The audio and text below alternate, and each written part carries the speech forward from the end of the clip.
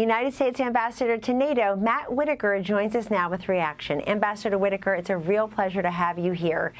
What do you make of this China-U.S. deal? Is it about trade and tariffs? Is there anything else in there, like TikTok, fentanyl, Uyghurs, Taiwan? Pick a card, any card. Yeah. Right, and you're absolutely right, and it's good to be with you, my friend. I think what President Trump sees is a advantage that China has taken of the United States in our markets to a tune of about $300 billion of a trade deficit we run with China.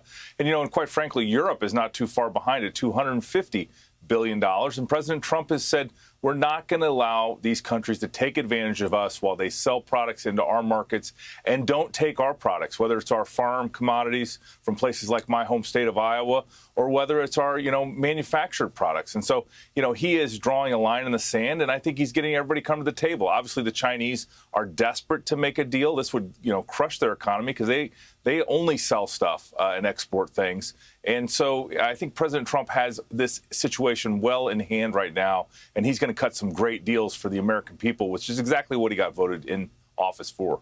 Well, we've been hearing from Secretary Bessent and President Trump and Jamieson Greer, the trade representative, that people are calling. Many countries are calling. Companies are going to see them, categories, different services and goods providers. So people are coming to the table to try to get rid of these tariffs, meaning get a bilateral trade deal. Which countries do you think, particularly in Europe or the EU itself, will come to the table first and understand that Donald Trump means business when he says, buy our stuff, stop taxing it, or the tariffs stay on?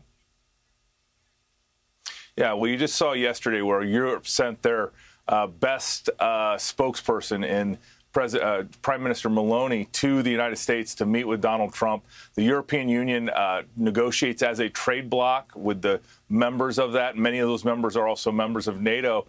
But, as I mentioned, $250 billion yearly trade deficit Europe runs, with the United States. And that can't continue, and they need to start buying American products. They need to take down many of the things like the value-added tax that they have in place, some of the other restrictions to taking American products.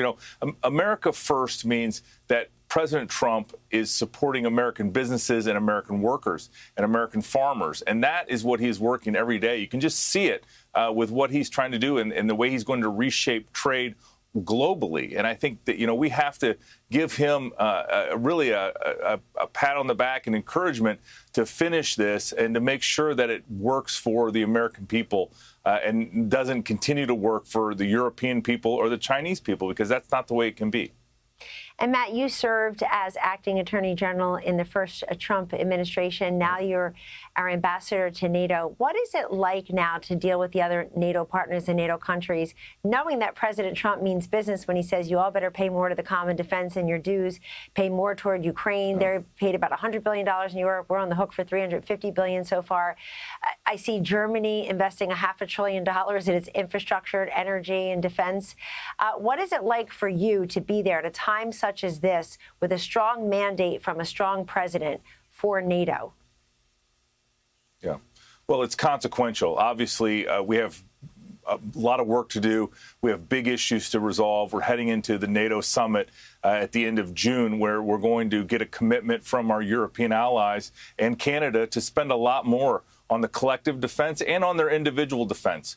I think this Ukrainian war has woke up a lot of our European allies. They see the threats and they're doing the investment. You mentioned Germany, but since Donald Trump was elected, just in the last 100 days, we have seen 4 allies commit to 5% of their GDP on defense, and we've seen another 10 that have dramatically increased or have committed to dramatically increase. And I think we're going to continue to see that trend because they understand that Donald Trump's not screwing around and that they need to step up and they need to equalize their spending on defense.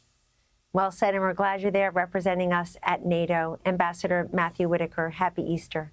Hey, Sean Hannity here. Hey, click here to subscribe to Fox News YouTube page and catch our hottest interviews and most compelling analysis. You will not get it anywhere else.